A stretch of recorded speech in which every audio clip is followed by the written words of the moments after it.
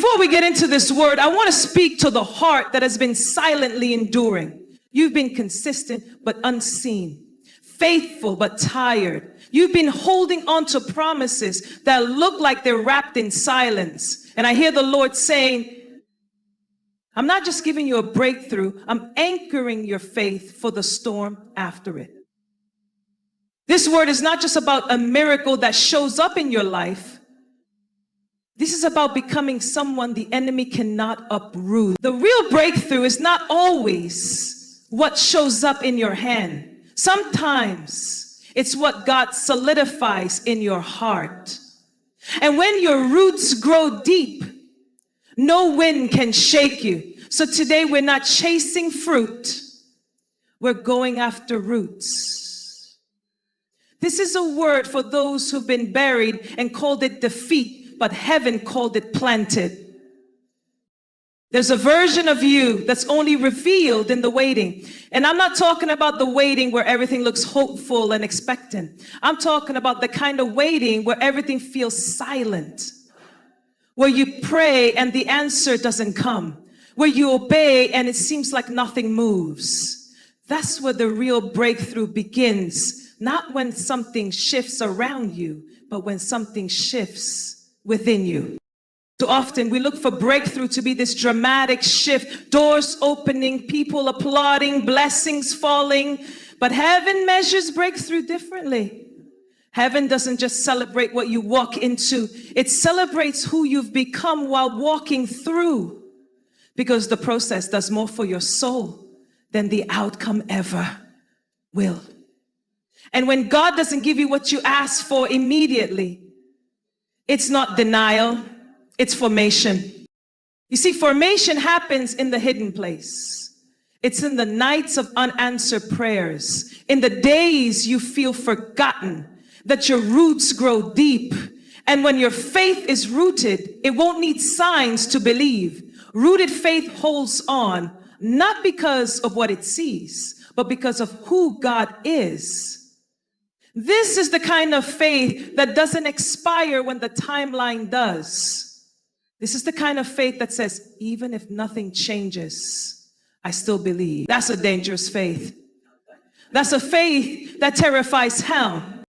So when you're in that in-between space, between the promise and its manifestation, don't despise it. That space is sacred. It's not wasted time. It's where God is molding your character, pruning your desires, purifying your motives. It's where the breakthrough in you is happening. Because if he gave you what you prayed for too early, it would bless your hands but break your heart. But when he works on you first, what he gives you won't destroy you. It will elevate you. Sometimes the wait is not about God holding something back. Sometimes it's about him holding you together long enough to become the kind of person that won't mismanage the blessing. And that's real love. That's a father who sees the full picture and says, I know you want it now, but I love you too much to let you arrive unrooted. What we call delays, God calls development. What we call silence, he called strategy. And it's only when we shift our perspective that we begin to understand that we were never waiting for breakthrough, we were becoming it. We were being shaped into answers for others. We were being made strong enough to carry more than we ever thought possible. You can shout and dance over the blessings that come, but you'll stand in awe of the strength that grew in you when nothing came. And that's the testimony of rooted faith. It's not flashy. It's not always visible, but it's unshakable. And when the world sees you standing after the storm, they'll think the breakthrough was in what survived, but you'll know the real breakthrough was in who you became while waiting. There's a sacred silence that comes when heaven chooses to hide you. It's not rejection. It's not punishment. It's protection and preparation. You may be in a season right now where it feels like nothing about your life is being recognized. Your gifts are hidden. Your voice is overlooked. Your calling feels like a whisper in a room full of noise. But hear me when I say, just because they don't see you doesn't mean God has forgotten you. Sometimes God has to hide what he is developing. And the danger we fall into is when we confuse visibility with validation. In the kingdom of God, your identity is never confirmed by being seen. It's confirmed by being rooted. God does his deepest work in the dark. The seed doesn't grow on the surface. The seed grows beneath the soil in a place that looks like burial, but is actually destiny unfolding. You've been asking God to use you. But before he uses you, he has to form you. And formation doesn't happen on platforms. It happens in private. That place where you're praying and no one knows. That place where you're fasting and fighting through discouragement. That place where the applause is absent, but obedience is loud. Don't despise the hidden place. God hides you because what he's planting in you is too valuable to expose prematurely. We live in a world that equates being known with being worthy. But heaven knows you before the crowd ever learns your name. Jesus spent 30 years in obscurity for 3 years of ministry, and yet those hidden years were not wasted. They were holy. The hidden years teach you integrity when no one is watching. They train your character when applause isn't available to distract you. And when you come out of hiding, you don't come out seeking validation, you come out carrying revelation. There's a danger in being seen too soon, because if you're not rooted, you'll start performing instead of becoming. You'll build your identity on people's perception instead of God's purpose. And when that happens, your platform becomes your prison. But when God keeps you hidden for a season, he's protecting you from the weight of influence that your character isn't ready to carry. You're not behind, you're being built. Don't let comparison make you curse the process. Don't let someone else's spotlight cause you to rush your season of becoming. Just because it's not public doesn't mean it's not powerful. God is planting you, not punishing you. And when the time is right, the doors that need to open will swing wide without you having to push them down. In the hidden place, God is teaching you to depend on his voice, not theirs. He's stripping away the noise so that when he does elevate you, you won't be addicted to affirmation. You'll be grounded in truth. Because the truth is, when God finally reveals what he's been building, it will have such deep roots that no storm, no betrayal, no accusation, no rejection will be able to shake it. So don't rush out of the soil. Stay hidden. Stay faithful. Let God do the deep work. Because when the harvest comes, it won't just be a moment. It will be a movement. And you'll know that what people are seeing publicly is just the fruit of what God already did privately. You are not being overlooked. You are being anchored. What you thought was a season of being passed over is actually a season of being poured into. Heaven hides what it values. And you, beloved, are valuable. That hidden space you're in, it's not the end. It's the beginning of something unshakable. Storms don't lie. Storms expose. You don't really know what's rooted until the winds come. You don't know what's unshakable until the ground starts shaking.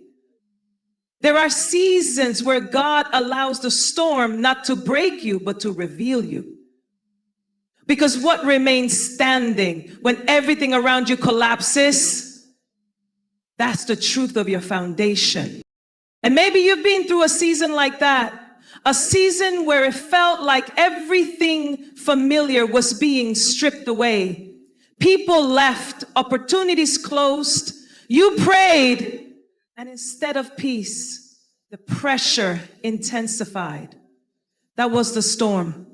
But if you're still here, if your faith is still intact, even if it's hanging by a thread, you're more rooted than you know.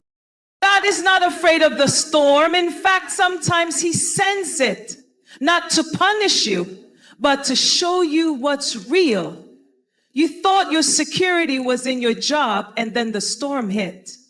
You thought your confidence was in your relationship, and then it fell apart. But then you found yourself in the rubble, still whispering prayers, still seeking his face, still hoping even through tears.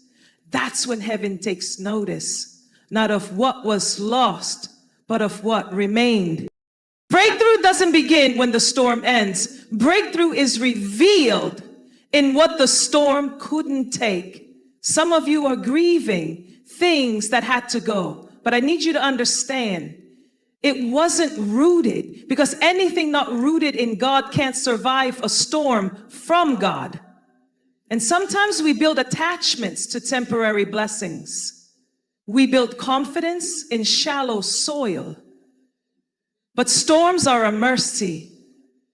They strip away the false so that the true can stand alone. It's the mercy of God to let the storm show you what was never supposed to define you. You thought that position validated your purpose, but when it was removed, your purpose remained. You thought that person completed you, but when they walked away, you didn't lose your identity, you discovered it. That's what storms do. They expose, they refine, and they clarify. Some of the most powerful revelations come after the collapse. When the winds settle and you look around and realize, I didn't know I was this strong. I didn't know I could survive this.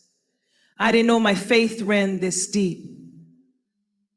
But God knew. That's why he trusted you with the storm, because he knew that the root was stronger than the weather. He knew the shaking wouldn't destroy you, it would define you. You see, rooted faith doesn't panic in pressure. Rooted faith doesn't run when rejection knocks. Rooted faith doesn't crumble when favor feels distant. Rooted faith might weep, but it won't walk away. It might bend, but it won't break. Because when your trust is not in outcomes, but in God himself, no wave can carry you away. So stop measuring your breakthrough by what you lost. Measure it by what you kept. You kept your hope. You kept your surrender. You kept seeking when you didn't feel anything. That's the sign that you've been rooted. That's the proof that the storm did its job. It didn't take you out. It took out what couldn't stay. And what's left now, that's what God's about to build on. Not the temporary, not the shallow, but the solid, the tested, the true. You're not the same person you were before the storm. You're grounded now. You're wiser. You're not chasing surface level fruit. You're tending to the roots that no one sees, but heaven celebrates. So don't fear the next wind. Don't dread the shaking.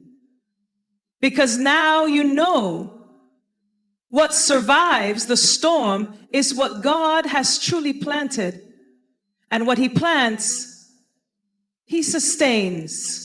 You've often been taught that faith looks like motion, doors swinging open, mountains moving, paths being made.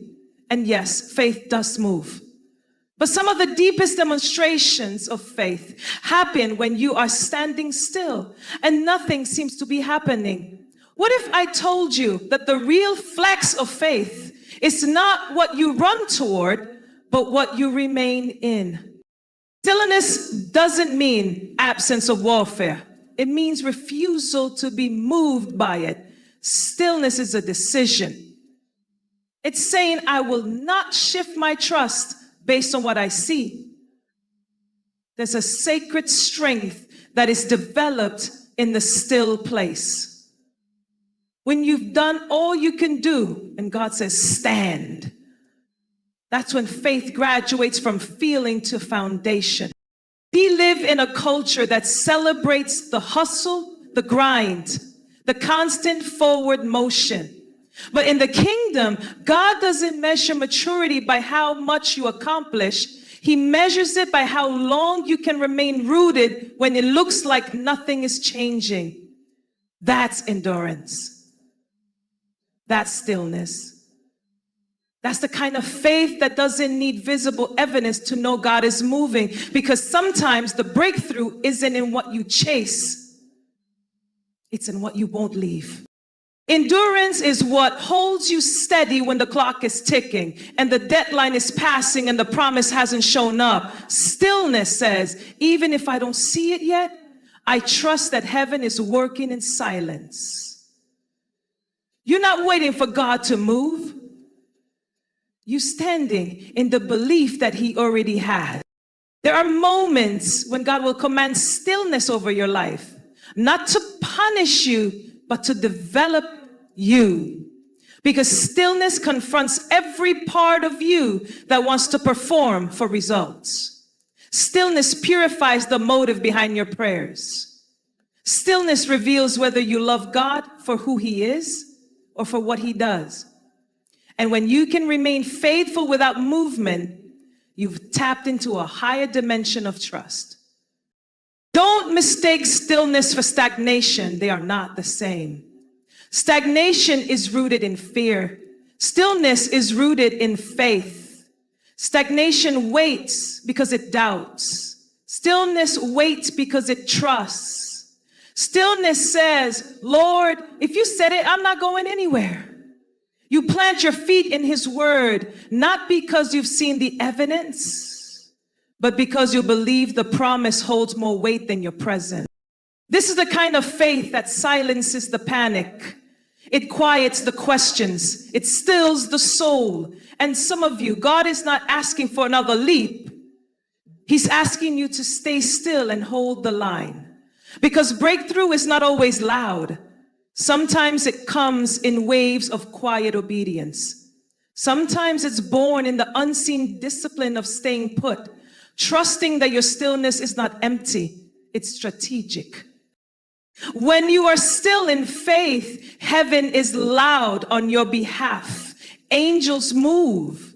Favor finds you. Doors open without your hand touching them. Because stillness isn't about passivity. It's about surrender. And when God finds a surrendered heart, he releases what striving could never earn. The real battle is not always with the devil. It's with our impatience. Can you trust God when the evidence is delayed? Can you hold on when the answer tarries? That's the war in the stillness. But endurance is the proof that you believe God more than you believe your own timeline. And when you remain, when you endure, when you stand your ground, you become a living declaration that God is faithful, even when nothing seems to move. So no, faith is not always motion. Sometimes faith is your refusal to quit when you have every reason to. Sometimes it's your stillness that shakes the gates of hell. Because the devil doesn't just fear what you do. He fears what you won't let go of. We are taught to chase success like it holds the blueprint to who we are. From an early age, we're conditioned to believe that the more we achieve, the more we are. That if the doors open, if the platform rises, if the name is known, then surely we've found our identity. But God does not define identity by what you accomplish. He defines it by what you release. Success without surrender will leave you full but empty. You can gain it all and still not know who you are. You can have the accolades, the applause, the open doors, and still feel unanchored in your soul. Why? Because identity is not birthed from recognition. It's revealed in the quiet yes, the private laying down of your will. The moments when God asks for what you thought you needed to become who you thought you were, and you give it. Real identity is born in surrender. When you say, God, if none of this happens the way I imagined it, if they never call my name, if I never get the platform, if the door doesn't open, I'm still yours. That is where you discover who you are. Not in the spotlight, but in the secret place. Not in the victory, but in the vow. There's a version of you that can only be revealed when you surrender what you've built with your own hands. Because the truth is, we sometimes construct identities out of pain, out of survival, out of comparison. We chase things that make us feel safe because we're afraid to be unseen, unknown, or uncelebrated. But God doesn't bless who you pretend to be. He blesses who you're willing to become when you surrender who you thought you had to be. It's in the laying down that the real rising happens. When Abraham laid Isaac on the altar, he wasn't just offering a promise, he was releasing identity. Isaac represented legacy. Isaac represented the thing he waited his whole life for. But Abraham's identity was not wrapped in Isaac. It was rooted in obedience. That's the place God is calling many of us into. A place where the breakthrough comes, not because we fought harder, but because we laid it down. When you surrender, God begins to strip away every false layer. He removes the need to perform. He breaks the addiction to approval. He silences the striving. Because identity is not about striving, it's about becoming. And becoming only happens when you allow God to undo the masks, the titles, the strategies, and expose the raw version of you that He loves deeply, completely, and eternally. This is why some people feel like they're losing everything. It's not destruction, it's divine identity formation. God is peeling away the external layers so He can reveal the root. Because when your identity is rooted in Him, success won't shake you, failure won't define you, delays won't deter you. You'll be steady, not because life is perfect, but because your worth is no longer attached to the outcome. So no, you won't find yourself in your next win. You'll find yourself in the next surrender. That moment when God says, give it to me, and you do, even though it costs, even though it hurts, even though it's the thing you thought made you valuable. That's when heaven opens. That's when clarity comes. That's when your roots go deep and unshakable identity begins to rise. Because identity that comes from surrender is not seasonal. It doesn't shift when circumstances change. It doesn't rise and fall with people's opinions. It is secure, anchored in the one who authored your beginning and knows your end. And when you live from that place, breakthrough is no longer something you wait for, it's something you carry.